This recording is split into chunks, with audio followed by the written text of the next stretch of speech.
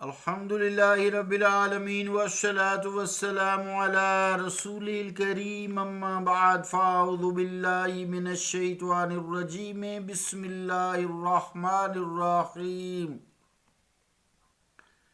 خلق الانسان من صلصال کالفخار وخلق الجان من مارج من نار فبأي آلاء ربكما تكذبان صدق اللہ العظیم۔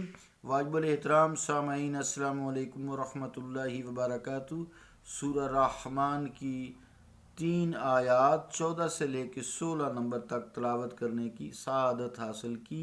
ان آیات کا ترجمہ یوں ہے: پیدا فرمایا انسان کو بجنے والی مٹی سے ٹھیکری کی مانند، اور پیدا کیا جنوں کو آگ کے خالص شعلے سے۔ پس اے انسو جاں، تم اپنے رب کی کن کن نعمتوں کو جھٹلاؤ گے؟ اللہ کا قول سچا ہے جو بڑی ہی عظمت والا ہے۔ عزیزان گرامی قدر، آیت نمبر 14 میں یہاں جس انسان کا تذکرہ ہے، بالاتفاق یہ حضرت آدم علیہ السلام ہیں، جن کی تخلیق سلسال یعنی ٹھیکری جیسے بجنے والی مٹی سے کی گئی۔ آدم علیہ السلام کا ذکر قرآن کریم میں مختلف جگہ پر مختلف طریقے سے آیا ہے۔ جیسے پہلے فرمایا کہ جو مٹی لی گئی، تو پہلے مٹی یعنی تراب لی گئی۔ جو پہلی مٹی ہوتی ہے، عام جو مٹی ہوتی ہے، اس کو تراب کہتے ہیں۔ اس میں پانی کو مکس کیا گیا، گارا تیار ہو گیا، اور جو تراب لیا گیا اس کو قرآن کریم نے اس طرح زینت بخشی آیت کی شکل میں، کمثل آدم خلقہ من تراب، یعنی مثال آدم کی طرح ہے، خلقہ من تراب، جنہیں مٹی سے تخلیق کیا گیا۔ پھر جب اس میں پانی کو مکس کیا گیا تو یہ گارا تیار ہو گیا، کیچڑ جسے کہتے ہیں نا، کیچڑ گاڑا تیار ہو گیا۔ پھر وہ گارا کچھ عرصے تک ایسے ہی پڑا رہا، یہاں تک کہ اس میں چکناہٹ اور لیس پیدا ہو گئی۔ پھر اسے تین اللازب کا کہا گیا، جیسا کہ قرآن کریم میں فرمایا نا کہ بدا الخلق الانسان من تین۔ پھر اسی طرح کچھ عرصہ وہ گہرا پڑا رہا تو اس میں بدبو پیدا ہو گئی، جیسے ہو جاتا ہے کیچڑ میں بدبو پیدا ہو گئی، اور اس کی رنگت بھی بدل کر سیاہی مائل ہو گئی۔ اسے حمائم مسنون کہا گیا۔ پھر وہ لیس دار اور بدبو دار جو کیچڑ تھا، گارا تھا، خشک کیا گیا۔ جب خشک کیا گیا تو جیسے مٹی کا برتن ہوتا ہے نا، مٹی سے بنتا ہے، اس کو پکاتے ہیں، شکل دیتے ہیں، پھر اس کو آگ دکھاتے ہیں، پھر وہ خشک ہو جاتا ہے، اس سے پانی اڑ جاتا ہے، پھر اس کو جب ٹک ٹک ٹک ٹک ایسے ایسے کرتے ہیں اس میں آواز آتی ہے، تو وہ اس طرح ہو گیا وہ گارا جیسے بجنے والی مٹی ہوتی ہے، ٹھیکری ہوتی ہے۔ اسی کو یہاں کہا گیا ہے کہ جیسے پہلے کہا گیا نا کیچڑ سے، انا خلقناہم من طین لازب، پھر وَلَقَدْ خَلَقْنَا الْإِنسَانَ مِنْ صَلْصَالٍ مِّنْ حَمَإٍ مَّسْنُونٍ، تو اسی طرح خَلَقَ الْإِنسَانَ مِنْ صَلْصَالٍ كَالْفَخَّارِ۔ یہ مختلف سٹیجز ہیں جو آج آیت میں نے تلاوت کی ہے۔ تو وہ گارا جب پک گیا، مٹی خشک ہو گئی، پانی اڑ گیا، تو ٹھیکری کی طرح بجنے والا ہو گیا۔ اس سے حضرت آدم علیہ السلام کی تخلیق کی گئی۔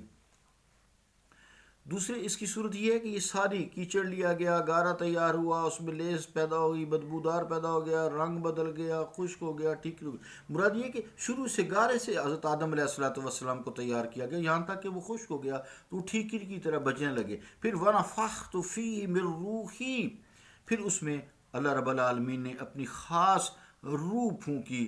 اب حضرت آدم علیہ السلام جس کی عظمت شان آتی ہے، ہر جگہ آتی ہے، اور اس کی عظمت شان کے اظہار کے لیے فرشتوں سے کہا گیا، میرے فرشتوں تم اسے سجدہ کرو، میرے آدم کو سجدہ کرو، یہ نبی ہیں۔ تو سب فرشتوں نے سجدہ کیا الا ابلیس، سوائے ابلیس کے، جیسا کہ سورہ بقرہ میں بھی آتا ہے۔ یہاں جو آیات ہیں حضرت آدم کی تخلیق کے مختلف مدارج کو بیان کیا گیا ہے، اس لیے ان میں کوئی تضاد نہیں ہے۔ مراد یہ کہ مختلف مٹی کی سٹیجز ہیں۔ حضرت آدم علیہ السلام کی جو مٹی ہے جسے تخلیق کیا گیا ہے، اس کو پہلے تراب کہا گیا نا، تراب کہا گیا، پھر اسے جو ہے تین کہا گیا، پھر اسے تین اللازب کہا گیا، پھر اس کو حمائے مسنون کہا گیا، پھر اسے سلسال کالفخار کہا گیا۔ تو کچھ لوگ پھر وہ تضاد کہتے ہیں، ایسی کوئی بات نہیں ہے۔ تو جب مختلف مدارج سے حضرت آدم کو گزار کر وَنَفَخْتُ فِيهِ مِن رُوحِي، پھر میں نے اس میں اپنی روح پھونکی، اور روح کی بھی تخلیق ہوئی، یہ پہلے سے موجود تھی۔ مرادی حضرت آدم کی تخلیق سے پہلے روح پہلے موجود تھی، پھر اللہ تعالیٰ نے اپنی قدرت سے اس میں روح پھونک دی، جان ڈال دی، مٹی میں جان ڈال دی۔ تو اس میں اس لیے کوئی تضاد نہیں، جہاں کوئی نام آ گیا، مٹی کی سٹیجز ہیں، شکلیں ہیں۔ پھر تخلیق آدم کے بعد نسل انسانی کی جو تخلیق ہوئی، ایک قطرہ آب سے ہوئی، جو رحم مادر میں قرار پکڑ کر مختلف مرحلے طے کرتا کرتا کرتا انسانی شکل میں آتا ہے، جسے آج کل ڈاکٹرز حضرات نے یا ریسرچرز نے بہت کچھ معلوم کیا ہے اس کے بارے میں۔ ایمبریالوجی جو ہے اس کی ایک برانچ ہے، چونکہ میں پروفیشنلی پیشہ کے لحاظ سے ڈاکٹر ہوں، تو اس حوالے سے وہ پھر بڑی کمال ہے انسان جب سوچتا ہے کہاں یہ مٹی اور یہ کہاں انسان، اور پھر اس کا آگے ایک نظام۔ سبحان اللہ، یقیناً انسان کہنے پہ مجبور ہو جاتا ہے کہ جب وہ اللہ نے کہا نا فَبِأَيِّ آلَاءِ رَبِّكُمَا تُكَذِّبَانِ، یا اللہ ہم تیری کسی نعمت کو نہیں جھٹلاتے، سب نعمتیں تیری ہیں، ہم تیرا شکر ادا کرتے ہیں۔ صلی اللہ تعالیٰ علی رسول خیر خلقہ محمد وعلی آلہ وصحبہ اجمعین برحمتک یا ارحم الراحمین۔